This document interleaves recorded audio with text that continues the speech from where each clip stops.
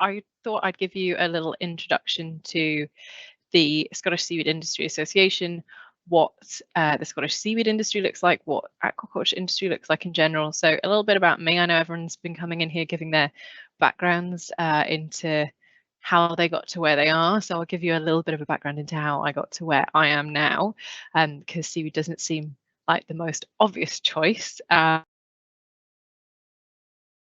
Whirlwind journey to get me here. So I started, I did an undergraduate degree in business management, not really knowing what I was going to be working on or doing. And then I ended up going to Southeast Asia for a little while, and I was teaching in and early years education out there. And I started putting together, coordinating education packages for basically international schools.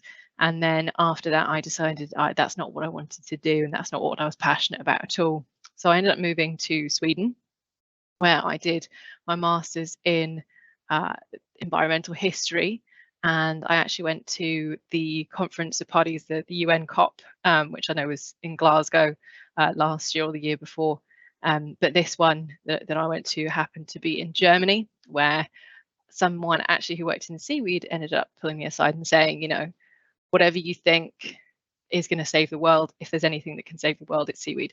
And he got really excited about how it's going to provide all these opportunities for cleaner water, for sustainable resources, for bioplastics, for biostimulants, fertilizers, food, and everything else. So that's why I got excited about seaweed in the first place. So I ended up doing my master's in seaweed. So my thesis title was called Seaweed is Sexy. And you can read it online if you want to. And then I also then moved back to the UK at that point, wanted to work with seaweed businesses. I did start working with seaweed businesses, and then I was invited to come and set up the Seaweed Academy at SAM. So I am the one who did that. Now I've moved into the Scottish Seaweed Industry Association. So, you know, when I was 18, 19, I had absolutely no idea what I wanted to do. And it wasn't until I was about sort of 25, 26 that I started to actually get an idea of what I wanted to be involved in. So, and now this is me. I'm going to be the seaweed person probably for the foreseeable future. So what we're going to talk about in this, we'll talk about why aquaculture is a good option potentially, what the career opportunities are, what your entry pathways could look like. Obviously everyone looks different, which is why I think everyone's giving their examples here, what your skills are and what your relevant subjects that you could study if you did want to go into further education would be. And I'm also going to talk a little bit about the same kinds of stuff that were covered earlier in a previous talk, but I think will complement each other quite well, so I wouldn't worry too much. So why is aquaculture important at this time? Well, we are seeing definitely a shift in aquaculture. The industry is growing and there's potential for growth, although in some areas it's definitely decreasing in growth. So we're seeing areas like seaweed, like circular economies, blue economies, things like that, they are expanding. Offshore wind is expanding, whereas in areas like the fishery sector potentially that's definitely decreasing. We see that there's obviously a very big part of all of this is sustainability. So the aquaculture sector does not require any sort of fresh water, any sort of fertilizer or pesticides. And as we're expanding by 2050, we're going to have 10 million people in the world. We need aquaculture industry that is necessary for a sustainable future. There's also the potential for a lot of interchangeable skills. So as you go from one job to the other, there tends to be a lot of overlap between skills that are required. So if you have a boat skipper license or skills in fisheries management, they can usually transfer to other sectors quite easily, or within the aquaculture sector. So with each role you take on, you have the capabilities to improve your employability sector by sector. So lots of reasons to get into aquaculture in the first place. Yeah, so a few jobs you could take on. So I've given some examples here. I know a couple of them were mentioned earlier as well. So you've got things like boat skippers or operations managers. So people who tend to go out, you'll get your tickets, your licenses, and be able to operate vessels. You also have aquaculture managers or consultants. They're people who'll be managing either people or maybe working in labs potentially. Consultants, again, as we sort of mentioned earlier, they could be people who have worked in academia before and know a lot, or people who have a lot of experience in the industry. So again, that's one of those things, the more roles you take on, the more you know and the more you're able to do sort of consultancy and stuff like that. There's lots of people working in tech who are getting into the aquaculture sector. So loads of examples about satellite data and using satellite data to advise on site selection or monitoring as well. And you could, again, be a research scientist in this. So if you've taken a more academic route, going into research science is quite easy. Fisheries health as well, so nursery management, and that could be seaweed, that could be shellfish, that could be oysters, that could be lumpfish or other sorts of fish that require assistance and care. So that's nursery, hatchery, and fisheries management in all levels of the value chain there. Again, bivalves, so bivalves are your oysters, your mussels, any sorts of shellfish really, and you could again go into farming with that. There's also integrated farming, and then seaweed entrepreneurs, and I wrote entrepreneur there instead of specifically farmer because you could be working in the value chain. You could be trying to extract elements of seaweed out. So that's where you get your plastics from. You extract the alginate out of the seaweed and then you can make a bioplastic, which is obviously gaining a lot of interest right now as we're basically banning single-use plastics. So seaweed is now being recognized as a non-plastic alternative. It's coming off, there we are. So seaweed in general is gaining attention and it can be used in all sorts of different applications. So I've given a couple of examples here of things that it is used in and things that it has been used in. So I've got first example there is shore crisps. You might have seen these around. They're mostly quinoa crisps with a bit of seaweed in them. You've got extracts like iodine extracts that are used for their nutritional purposes. So we've got Weed and Wonderful, a seaweed tea there. And there's a few examples of seaweed teas or iodine extracts. We've actually got a flour down there. So that's a sea flour that has been made from seaweed. And, you know, at the moment, one of the big issues with the war in Ukraine is that Ukraine is one of the biggest resources for flour. So being able to have alternatives in those instances is really, really important. At the bottom there, you can see an example of the bioplastic. So that's a company called Notpla, who won the Earthshot Prize last year. So they've got alternative plastic packaging for the kind of plastic lined card boxes that you see there. Also for shampoos and conditioners. So instead of having a plastic wrapping, they use seaweed and it dissolves. Same thing there with the oils as well. And then they're also now working with Just Eat to make basically plastic-free packaging that's used for ketchup sachets, so you don't have to throw it away and feel bad about it.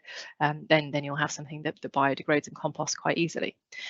You've got seaweed in crackers there. We've got tuna-free fish flakes, and it's again used as an alternative protein now. It's just straight up seaweed. A lot of people still do enjoy eating straight seaweed, not many. It's not that common outside of Asia, but it is gaining attention for being a really sustainable and a really nutritional food source. And then the final example there is t-shirts. So there's actually t-shirts now being made from a sea cell manufacturing, and they mix it with wood pulp. So it's really, really good as a source. That's why I got into it, and I think every single day more things are being developed. The latest ones I saw were tampons being made out of seaweed, so it is really interesting space to be in. Some of the entry pathways are, again, I know as mentioned earlier, a little bit of voluntary work there. So I think that's really key to this. Any sort of voluntary work you can get, internships to get practical experience are really important. Even if you're studying, you can usually do internships as part of your studies. There are apprenticeships to get hands-on skills. So if you do want to work in vessels, again, that's an really easy way to get through there. So UHI or Argyle, for example, do boat courses, and this is becoming more and more common. Then there are also higher education options. So again, some degrees which I'll go into in a bit. So some of the skills that are required to work in the aquaculture sector, I think a lot of these are quite broad across any sort of work sector. So communication skills, teamwork, people are going to be looking to know that you can interact with people, that you have good people skills. Problem solving is a big one in the aquaculture sector. A lot of people coming into the sector in the first place do lack these sort of problem solving skills. So how to be critical, how to look at things, how to make quick decisions, and it's really important. And it's not something that you can really be taught. It's something that you get from experience. You do work with a diverse group of people. I know that, on day to day, I could be talking to, fisher folk from Kinloch Burvey who aren't very happy about talking to me, to talking to investors, and it's a really, really eclectic group of people, and it's a wonderful place to be, but every single person is different. There's always going to be project management involved in these sorts of things as well. You'll potentially be writing for grant applications, funding opportunities. So being familiar with how to manage projects, how to apply for grants, these are all really good soft skills to have. And then your technical knowledge as well in the individual sectors could also be really valuable. So some of the relevant subjects that you could be studying for, I've got some examples here. The very first one, and probably the top one that anyone will tell you if you do want to work in the aquaculture sector, is marine biology. So they'd be looking at things like animal welfare, ocean systems, how the dynamic systems affect one another biologically. So you've got anything, going from your low trophic species like seaweed, like mussels and shellfish, all the way up to your fish and marine mammals. Then you've got ecology, which I know was mentioned earlier a couple of times. So that's understanding the effect and the interaction of these ocean systems, and how every single species has an impact on the environment and what that means for the entire system as a whole. Zoology is another one that's looking specifically at your animal biology. Biochemistry is also a really interesting one. So that's understanding physiochemical processes. If you're particularly, I know a lot of people kind of go into this and go, well, to be doing something like that, you need to be really, really smart. You need to be a scientist. I know a lot of scientists, and I don't want to hear them say this, but they're not all that smart. You can actually get quite far ahead with these, and they're all relatively intricate processes, sure, but they come with experience and being trained in those specific channels. So if you're put off by the idea of getting into science because you think that you need to be really, really intelligent, I would say that you don't. It's a case of experience. Specific courses as well, there are some running. You've got ACES programs at SAMS, you've got algae biotech courses, and there's quite a few masters in sustainable aquaculture. So a lot of the time you can do a bachelor's in something else and then move into your specialty for the masters, especially in terms of sustainable aquaculture and channels like that. So there's a few different routes there. A couple of other resources that I just thought I'd highlight, and some of these are things that I'm involved with as well. So SAKE is a great resource for aquaculture. So it's the Sustainable Aquaculture Innovation Centre. They are operating at the moment, although it looks like they might change next year as their funding hasn't been continued, but we hope to see something else operating in its place. You've got various marine labs, Plymouth Marine Lab, you've got the Scottish Association for Marine Science here in Oban. Plymouth and Exeter University are great for their marine programs.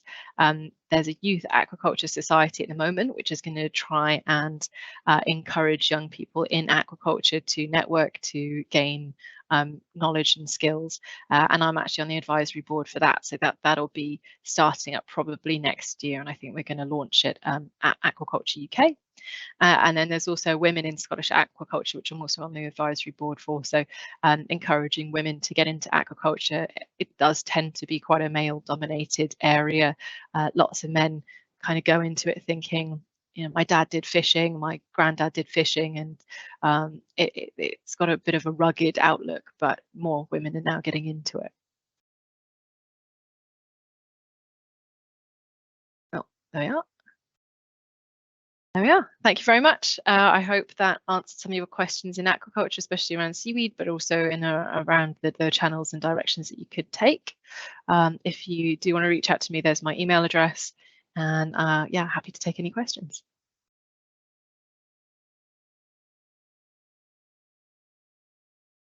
Thank you so much for that. That was incredibly interesting, especially hearing as well about how the sustainability aspect of it, making clothes, for example, and t-shirts. I think it was really interesting, something I definitely didn't know. So I think a lot of people have taken a lot of information about that away. I think one of the questions they were asked during the break was actually about somebody who works with additional needs. And they're keen, to get people into all of these different sectors. And they're often Christmas leavers, so they're looking potentially for any of these skills that could be applicable to any of these young people, and what the kind of career pathway would be for them if they're only of the ages of 15 but turning 16, so the apprenticeship route, I guess, and kind of the work experience and placement aspect. So could you talk a little bit about that at all? Yeah, absolutely. I mean, there's more and more internships. I think as this industry kind of goes forward, there is internships in marketing. Looking at how to market some of these. I think especially in seaweed, where seaweed is so new, and you're trying to get that information and that education out there to people about what actually it could provide. I'm sure, yeah, I was going to say, at least I hope that at least one of the uses for seaweed that we talked about today isn't something you've heard about before. But there's also, I mean, especially in terms of winter, the busiest time for seaweed, for example, is winter. Everything gets deployed in October time, and then it gets harvested in the spring. So there are these very short windows where you need people for a short period of time. So that's a 2-week window for deployment and a 2-week window for harvest.